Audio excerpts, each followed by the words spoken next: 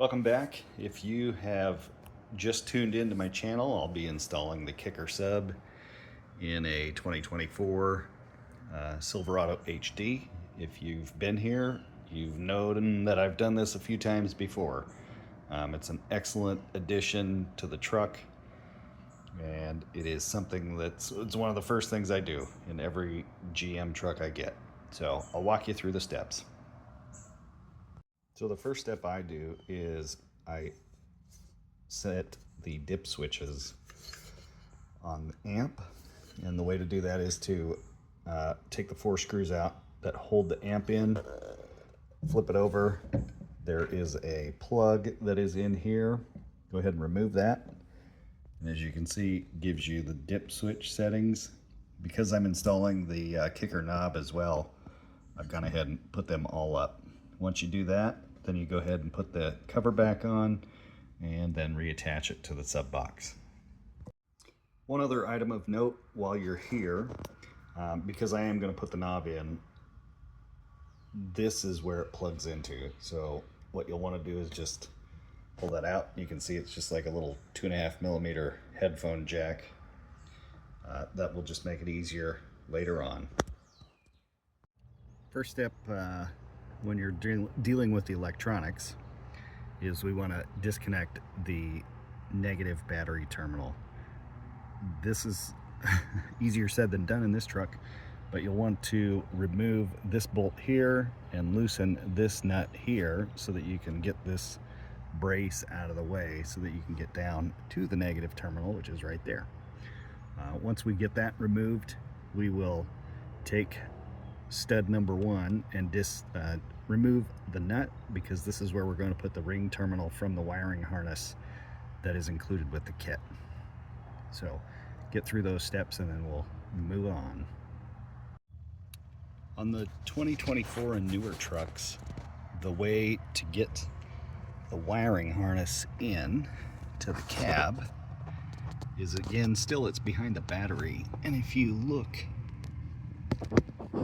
right there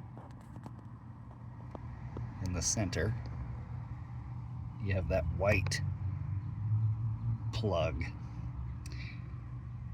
At 6 o'clock on the very bottom of it, there is, let's see if we can get something out of the way here.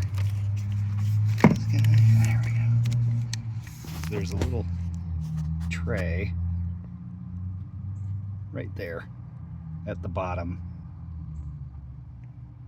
and what you'll want to do is use some fish tape to slide the wiring harness through there, and you'll want to put some maybe WD-40 on it to help it slide through, but it's sealed, and as you press the fish tape through, it will pierce that little rubber grommet that's inside of it, and then you'll slide your wiring harness through there so that you can get it on the inside.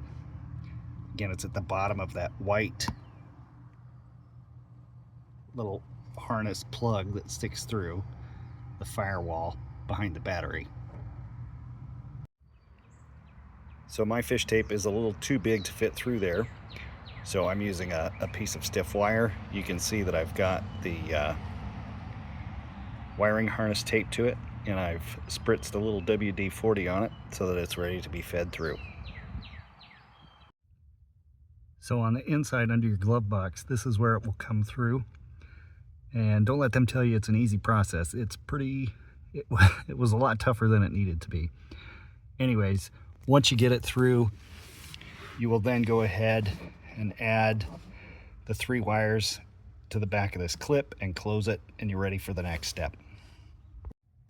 Next, you'll want to remove this panel, which is basically just lifting up, and same with this one. Lift up and then pull it forward.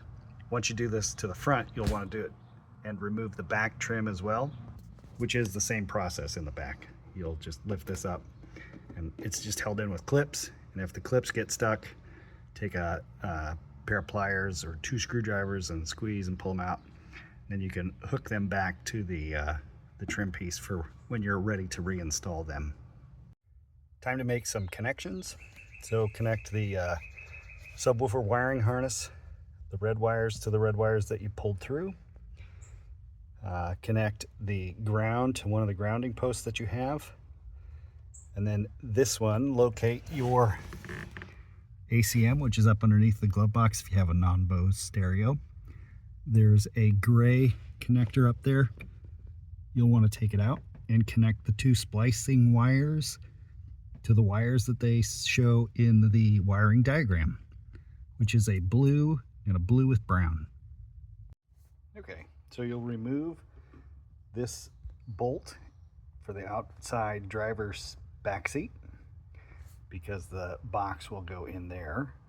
It will attach here. It's one of the attachment points. The instructions show two places for cuts in the carpet, and that's after you route the wire back behind the seat. Those are the two locations for the wiring harness, and they'll be behind the speaker box. And at this point you're ready to go ahead and put the speaker box in, and you'll use that location right there, which is also the bag, holds the tool bag for your spare tires, and the seat back location. So those two will be the anchors for the speaker box, and then you'll plug those two harnesses in, move on to the next step.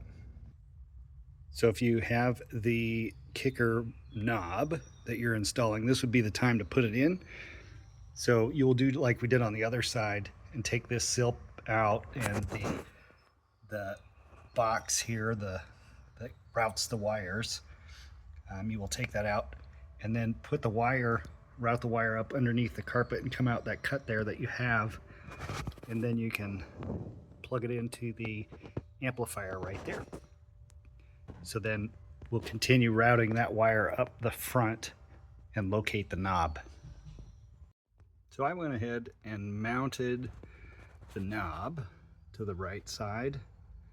Figured it would be out of harm's way if you happen to jump in or out, bump it with your knee or whatnot. I ran the wire underneath on the back side of the pedals and down and around here. Now I will go ahead and zip tie this in. They give plenty of cord. I will bundle that up and zip tie it in the back so that it's out of the way. But then once you're done with this, then there's just one more step left. Now it's time to put the fuse in and then the negative terminal back in, and then I will do my final bit of zip tying so that I have everything nice and clean, and then we're ready to give it the test.